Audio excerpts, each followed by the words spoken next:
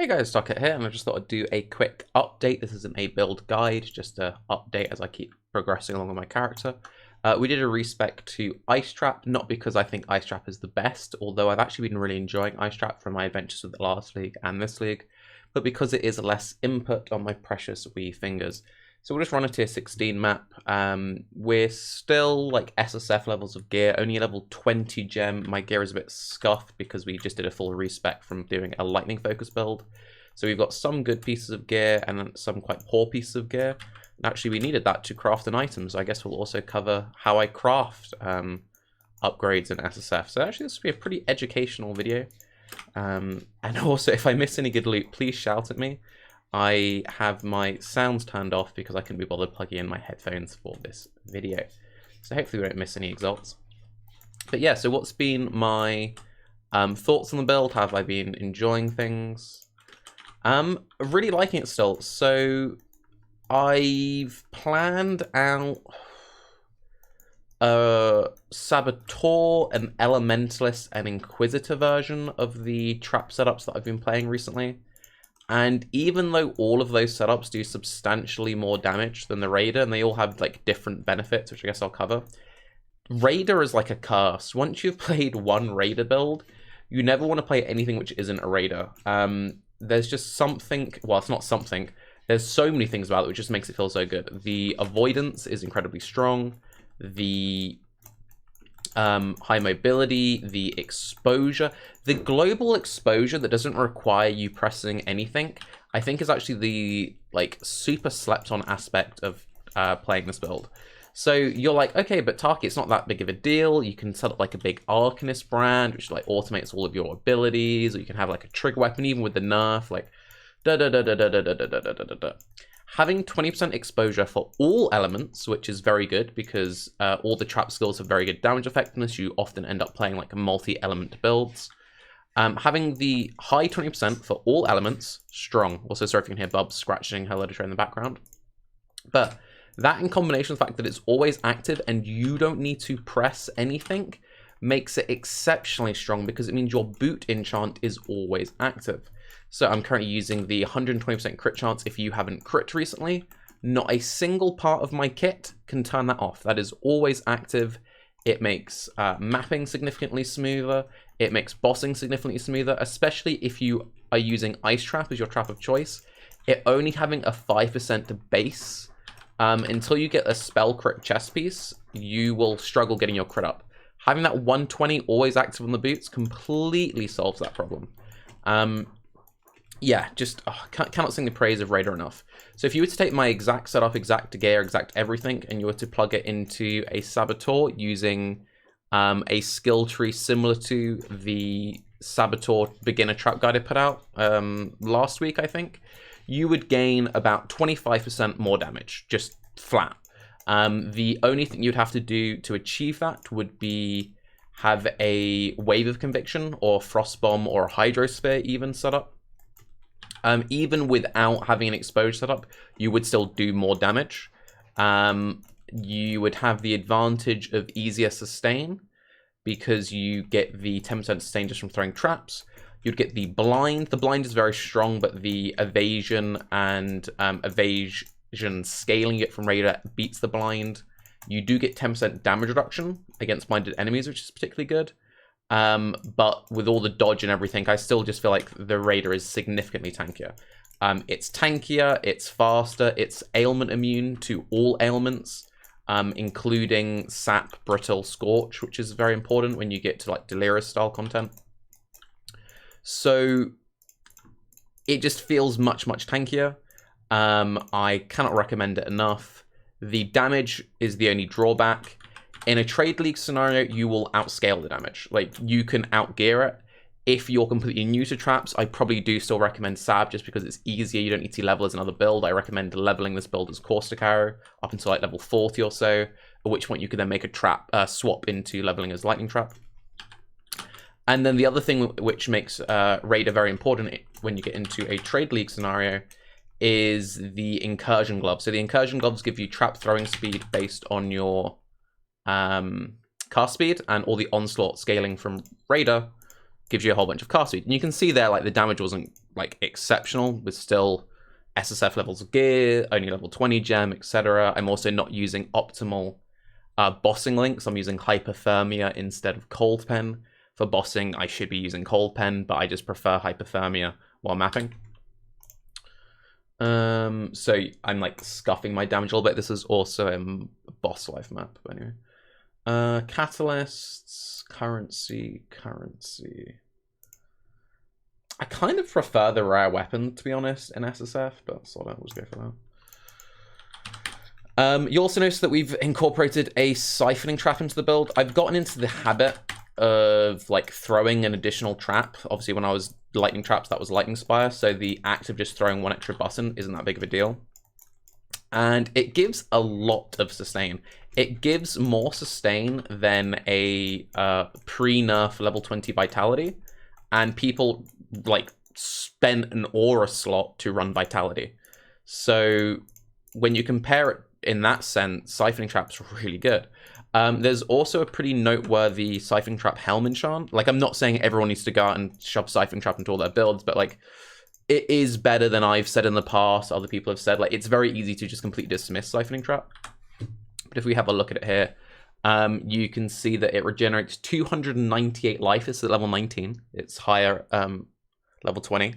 298 life per second while any enemy is affected. So just one enemy, you get that. And then you get an additional 29.8 life for each affected enemy. So you can imagine in the situation of like an ultimatum, as you saw when I was throwing out an ultimatums, when there's like 20, 30, 50 enemies, well then if there are 10 enemies, that's an additional 290 per second. And there's a helm enchant which gives you 1% damage reduction for each affected enemy. As far as I'm aware, there isn't like a limit. There probably is like some kind of limit on the amount of people it can target. But yeah, it's better than people give it credit. And if you should be running Bear Trap anyway, because Bear Trap gives you 25% more damage taken. So you do like Bear Trap, Siphoning Trap, Advanced Traps. I'm currently having to run Life Tap because I don't have the Trapper Gloves. If I didn't, I would put Increased Duration there. Lasts for a really long time. You just throw it once. You've got Trap Throwing, so this is without the Incursion Gloves or with Incursion Gloves. You just throw it instantly, you don't need to think about it. You could also put it in a pair of Shaper Gloves. You can get some trap throwing speed stuff there. If you haven't got the Incursion Gloves, we haven't been able to craft one yet. But anyway, so Bubs jumped up on the sofa. Hello, Bubs, nice little cameo. But you can see the map clear was very comfortable, despite my like very unoptimized setup. The bossing was respectable for SSF levels of gear. And yeah, it's great. So I guess we'll just cover our current gear. We'll talk about some passive tree stuff. I guess I'll also backtrack into talking about the other Ascendancy options, and then we'll try to craft up a weapon upgrade. So we've got a spell damage. The cold damage over time multiplier, I mean, yes, technically it scales my Siphoning Trap, but it does nothing. Lightning damage to spells, tier 1 crit chance, crit multi. This is a pretty solid weapon. Some wasted stats in there. I don't need the attack speed. I don't need the cold damage over time multiplier, but it's solid. I think I actually showed this in a previous video, and the way that I got the spell damage and mana regen rate roll on there was from Aliencraft. That was really strong. My other weapon, which we just crafted in like 5 essences, and I could craft a much better one, but it just goes to show how easy it is to craft these weapons. The tier 2 cold damage spells comes from an essence. It hit a very low spell damage roll, but it hit the tier 1 crit chance of spells. And with the open prefix crafting, cold damage gained as extra chaos damage. It was a upgrade of my current weapon. So yeah, there we go. We're using my Ice Trap Penetrates Cold Rose helmet. I would ideally have the Ritual helmet, which gives a whole bunch of cold damage. I would actually lose some evasion, but if you just cared about damage, nothing else, that would be the goal. You'd want one of those somehow with influence. Maybe you could add it through Harvest, and then you could do some shenanigans there. But yeah, just a whole bunch of life, some resist. My amulet, terrible. I need to replace this. Spell damage, crit, a little bit of res, crafted life. Options for replacing this would be the breach tull amulet if I just wanted damage, but the drawback of not having life. Would gain the blind, which would help me maintain evasion cap. but I would rather just have a plus level of gem, high life, maybe some like good stats, resistance, strength, stuff like that, personally. We got the only Vermilion ring I've seen all league. I can't even remember how I crafted this. I think I threw like I threw one Chaos Fossil in because I'm trying to cap out my Chaos Res. And I hit this, and it's a pretty good just like foundation. Tier 1 life, Tier 3 cold damage, Tier 2 Chaos Res, Tier 1 all attributes. This build needs strength because I like running Enduring Cry and Steel Skin, so I need to get as much strength as possible. So I'm like, it's good enough for now. I just shoved a craft in it. I might do something with this later. We might, Veiled Slam it or something, but for now, it will do. My other ring, a little bit of strength. Lightning damage is mostly wasted. I actually have a fair bit of lightning damage, I think. Yeah, I've got a fair bit, but this is from when this was a lightning trapper. Strength, lightning damage, life, resist. Again, just craft the flat, cold, and lightning damage on there. Just life, resistances. I haven't really bothered that much to invest in getting better gloves. If I get a Shaper Influence pair of Slinks, I will then craft a nice pair of Shaper Trapper gloves. But until I get either the perfect Influence base or the Incursion gloves, I'm not going to sink currency into this slot because it's SSF, my currency is limited, and my eventual end piece will be the Incursion gloves. Strength, life, a little bit of resistances, and the jewel is decent as well. I've randomly picked up a synthesized Hypnotic Jewel, which had some res implicit, and then it was just life, a little bit of damage to spells, some all res, and the good old Itziri's steps. I guess we'll quickly cover links as well. So Bear Trap, Siphoning Trap, Advanced Traps, Life Tap. Life Tap, again, we're using Life Tap because I haven't got the Incursion gloves. Ice Trap, Cluster Traps, Trap and Mine Damage, Charge Traps, all good, and we've got some Frenzy Charge investment. This is the Hypothermia. This should be Cold Pen. When I get Trapper Gloves, I will drop the Life Tap, shove Cold Pen in there. Here we've got Enduring Cry, Urgent Orders, Second Wind, Summon Skitterbots, Bone Chill, Enlighten, Hatred. Right, let's talk about this. This is important. So, with Summon Skitterbots, a lot of people run Unbound Ailments. Unbound Ailments shouldn't work on Skitterbots. If you Google GGG does Unbound Ailments scale Skitterbots, there are posts from Rory stating that it requires a hit.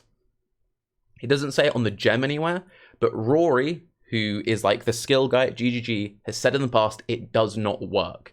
If you put it into Path of Building, it thinks it works. Path of Building isn't always correct. Maybe at some point they've hotfixed it, because I see a lot of people who run it.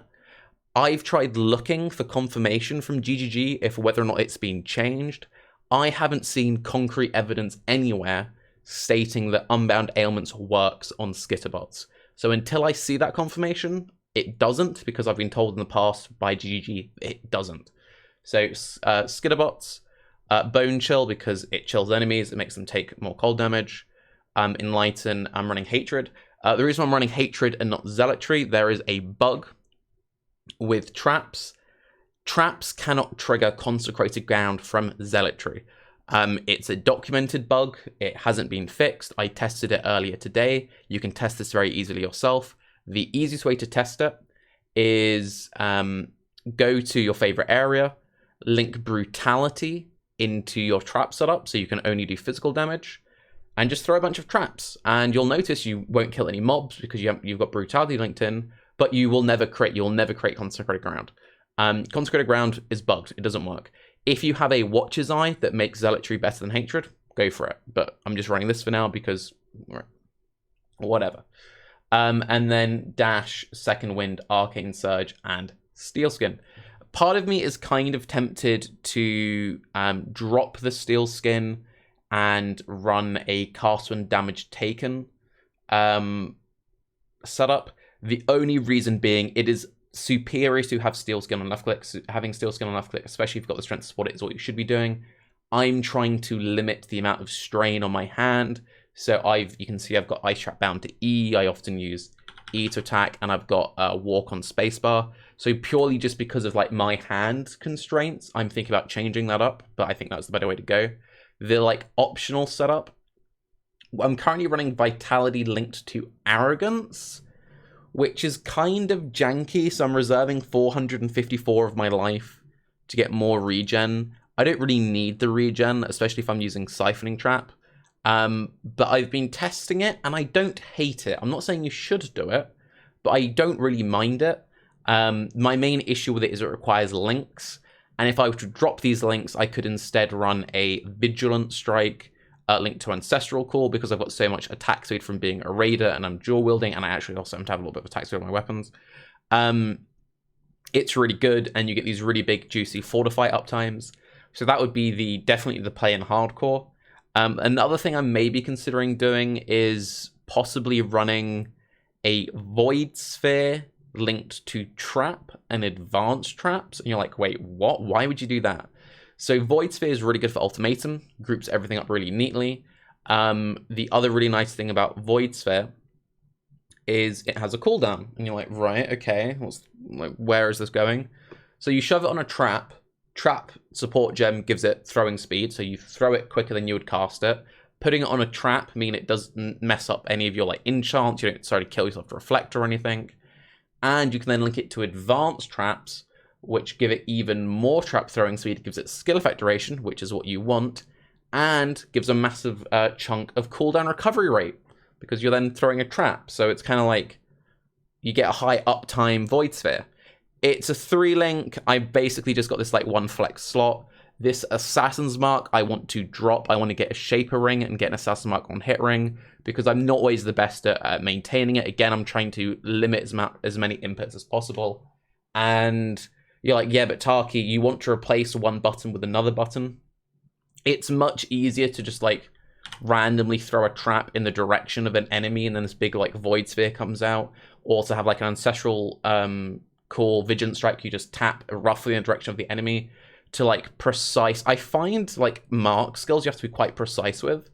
I don't know if it's because I do a lot of just like tap sort of in like too far in front, but a lot of the time I'll like throw out a mark and it hasn't gone on the rare, so I'm like, haha, wait, no, okay, wait, okay, now it's on.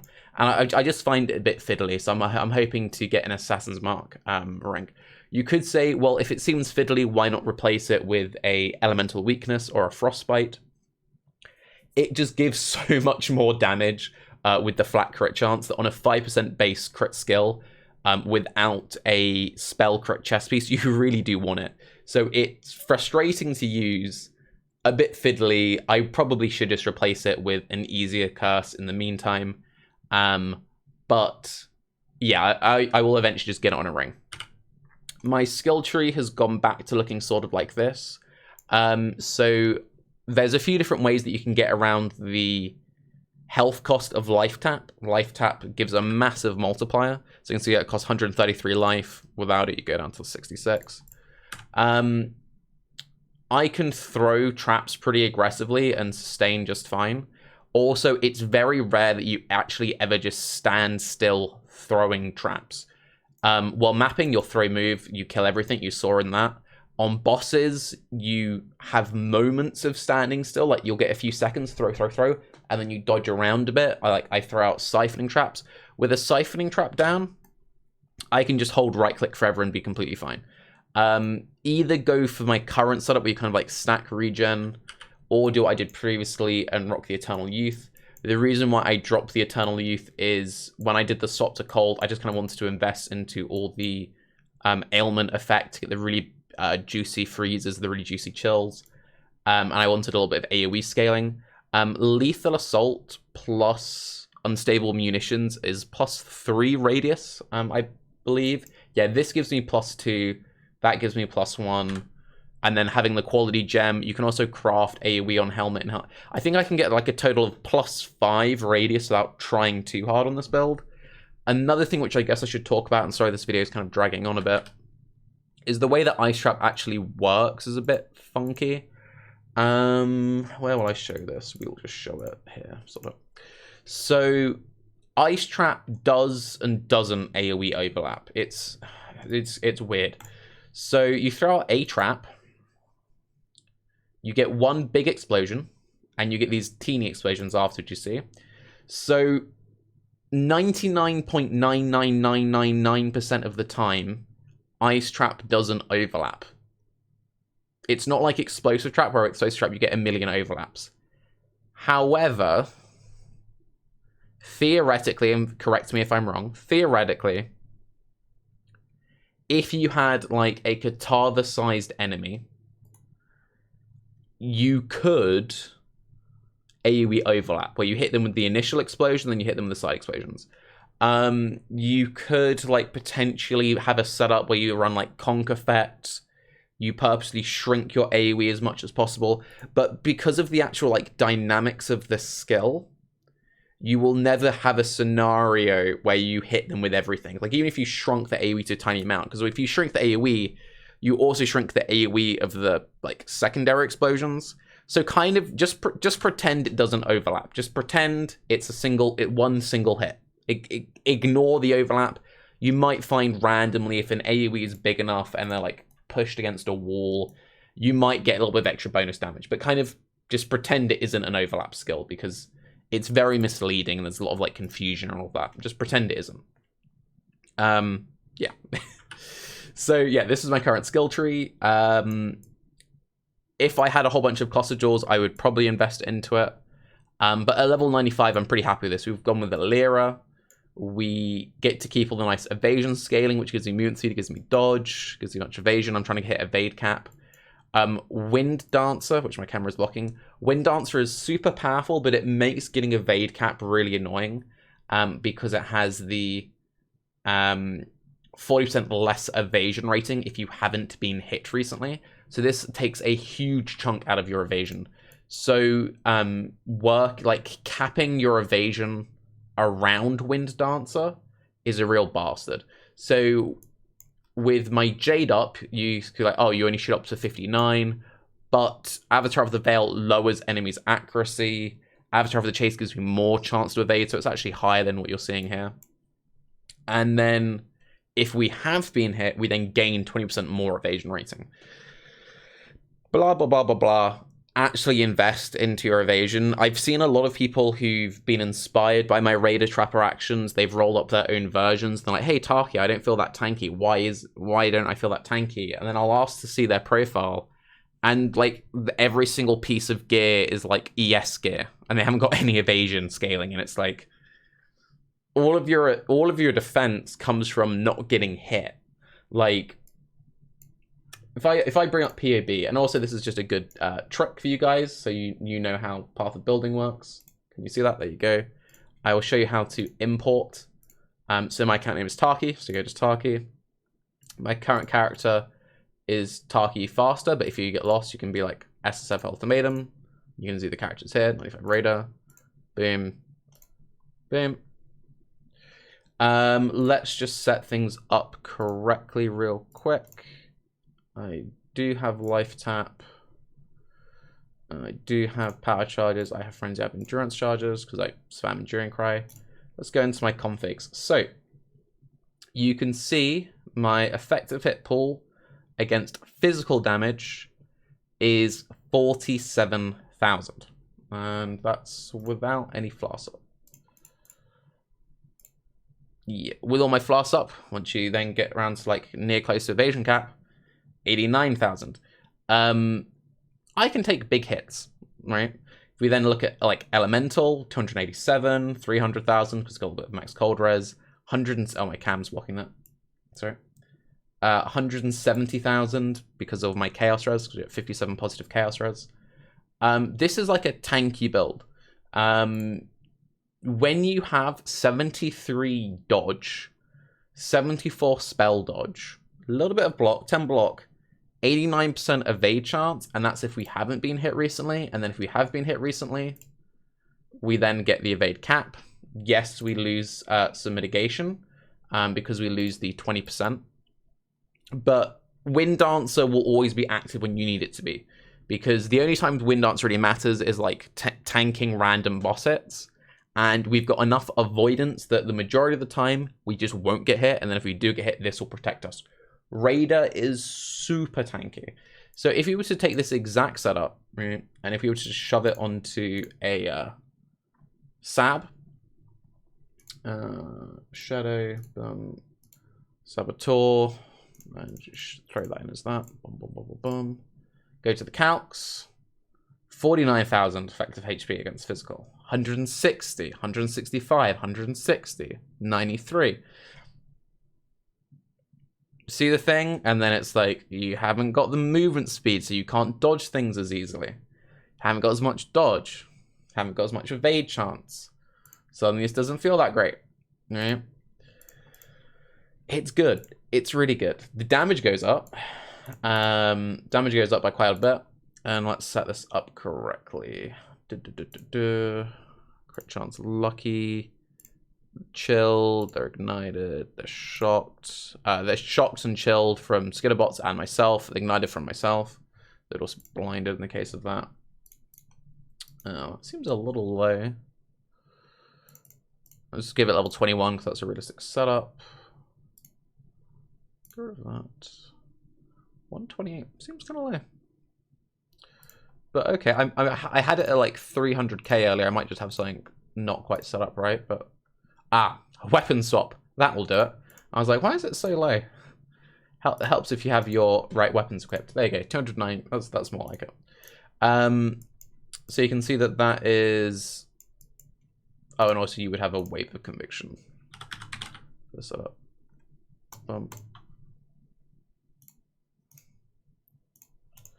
243, and then if you were to jump back to being a Raider, so you can see the damage comparison. 198. So, you know, there's a fair chunk there. But you can hopefully see from that why the Raider is so much tankier. The mobility alone, you just clear all the content faster, and you just don't get hit if you're fast. Movement speed is the best defense in Path of Exile, because if you move, you don't get hit. Not getting hit is good. Yeah. If I was going to do this build as a Inquis, what would be the advantage of doing Inquis? With Pious Path and the whole life causes regeneration to you and also to your energy shield, you can get some very high regen setups. If I was to just like throw together a tree super hurriedly, it would look something like this. Again, we're just like doing this on the spare. Inquis would do the most damage of all the setups. It would also have the best sustain, and you can push it the furthest with gear, I feel like, because you can get some like really juicy life gained as ES on a few different sources, be it from timeless jewels, crafted gear, just getting good ES gear in general across the board, etc, etc, etc. Yeah, you can just get a lot of bang for your buck. And you can get some very silly EHP numbers. There's also an amazing Thread of Hope spot here, which is really strong. But let's just pretend that you don't have the Thread of Hope for whatever reason.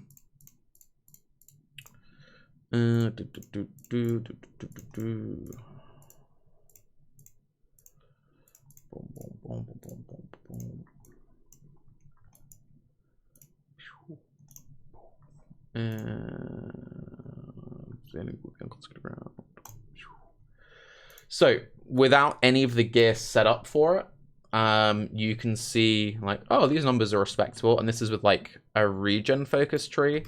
You could cut off this whole bottom path, and then you could like come along the top and get like crit, and then it's like 109 points, and you got like a bunch of extra points to spend. And then you've gained like all these jewels, and then you can show like multi and all these jewels. So you can. Where's my really nice cold jewel? That's the one. So yeah, because you need to remember on the previous tree we had jewels on there. So you can see that the damage beats out the Sab while having crazy regen, having the ailment immunity, having the ignore penetration completely, which lets you gear slightly differently. You could even go Battle Mage instead. Volcanus Explosive Trap Inquis is super strong. You get AoE scaling really easily. Oh, I missed off like the most important like part of the tree, sorry. And then you can see, yeah, I was like, why is the damage like I missed the like big juicy crit bit. Yeah, so it just like the Inquis just like packs the deeps. You'll get very satisfying freezes from that. Pretty painful to level. I did actually start leveling an Inquis, Ice Trapper, but I'm like, my Raider just feels so much better to play because of all the mobility and everything I mentioned. So I don't want the series just turn into like, oh, Sab is terrible, never play Sab for traps. Sab has the perfect package. Like, if you play a Sab Trapper, you'll never regret being a Sab. It's the most versatile. You can do all these different setups. It will feel amazing from level 1 all the way through to level 100. The Raider, if you have the patience to gear it, will do the most for you the quickest. And is just amazing through speed. The speed alone, the defense makes it. If you're like, all I care about is numbers and dumping as much currency into build as possible, the Inquisitor, you could do disgusting things with it with the amount of investment you could go. And then the Elementist, I can't be bothered to go into that because we still need to craft a weapon because I said I was going to craft a weapon. So let's try and craft a weapon real quick. Let's just 84. Let's just go for the cheap version of this. So, start off, you throw some Screaming Essences in. You could upgrade these for a higher tier, but Screaming Essence is guaranteed tier 2. That'll be good enough. And you throw them in, and we're looking for Global Multi, Spell Crit, Spell Damage, damage as extra Chaos, so on and so forth. So this could have been really nice, but it hit a bunch of mixed dud mods. If you get like GG prefixes or GG suffixes, you can then harvest prefix reroll. You can also, if you get a really good looking weapon, you could lock it in with the bench with prefixes cannot be changed or suffixes cannot be changed. And then once you've got like a really good foundation, you then throw a Veiled Orb at it to then force a reroll of the bad prefixes or suffixes. And then you get the really powerful Veiled mod on there. And then if you happen to just get like the perfect weapon right away, then you just slam it with a Veil. And that's kind of the process. So, ooh. Right, here we go. So this is a perfect example of you do prefixes cannot be changed, right? Because you've got the tier 1, +1 to all cold skill gems. That is so good, right? So you would hit this with prefixes cannot be changed, which would lock in the cold damage to spells. It would lock in the cold to skill gems. You hit it with a Veiled Orb, which will re-roll the suffixes, and it adds on that Veiled mod. I sadly don't actually have that unlocked yet, because my Prophecy RNG has just been really poor. I need like one more chain in the proc to unlock that one. But there you go. So that cost me, what, 10? Maybe not even essences. And we're good to go. So the craft will cost me 2 exalts, but we've got exalts for days. Feels good on. And then we throw in a Veiled Orb. Poo-poo, done. And then if you couldn't afford the exalts, you couldn't afford the Veiled Slam or whatever, then you would just take the same weapon. And with Harvest, you would do keep prefixes, reroll suffixes. And then you would just keep doing that until you hit Spell Crit and Spell Multi. And then you would craft onto it. You've got a few options. Not one-hand melee, sorry. Just show you range. You've got a few options. You could do pure spell damage. This costs an exalt if you're doing it on the cheap. I much prefer this craft. It's 6 less top end, but it's 6 chaos, so that's 1 exalt, much cheaper. Or, and this would be the most damage, 50% spell damage, and the 4 non-chaos is extra chaos damage. But yeah, this would be the cheap option. This would be the more expensive option. That would also be the more expensive option. But yeah, I would be happy just sticking with that, to be honest. Because you're getting, you know, pretty much the same damage, a little wee bit less. The mana regen might be helpful, it's whatever. And yeah, 6 chaos, that's 1 exalt. So hopefully that was helpful. Let me know if you've also been playing along, if you've got any suggestions for me, any cool gear slots that you're missing out for.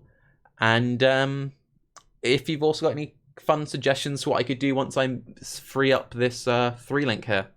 But yes, I'm Tarke, have a good day, and I'll also leave a link to my hideout down below, by the way, since I get a lot of questions about that. But bye.